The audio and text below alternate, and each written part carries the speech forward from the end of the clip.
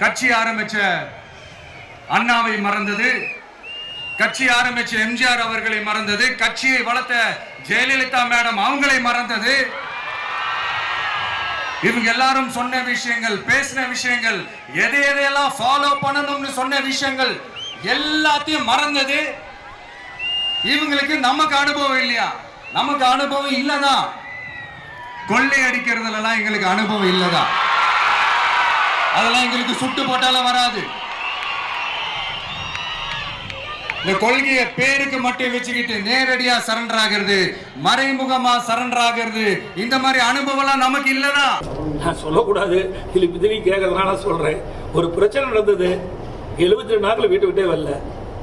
ஏன் விஜய் வீட்டு வரல, வீட்டு வரலன்னு சொல்றாங்கிறாங்க.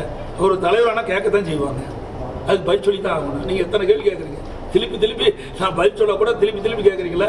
ஒரு கட்சி துவங்கி விட்டா அந்த கட்சியில நிர்வாகிகள் கேட்கின்ற கேள்விக்கும் மக்கள் கேட்கின்ற கேள்விக்கும் பதில் சொல்வது அந்த கட்சியுடைய தலைவருடைய கடமை. ஆனா அந்த கடமை செஞ்சிருக்காரா? 15 நாள் அலுவலகத்தை மூடிட்டு போயிட்டாங்கல்ல. அப்புறம் எங்க போய் கட்சி நடத்தி மக்களுக்கு நன்மை செய்ய போறாங்க? ஒரு பிரச்சனையை சந்திக்கக்கூடிய திறன் கூட அவருக்கு இல்லையே.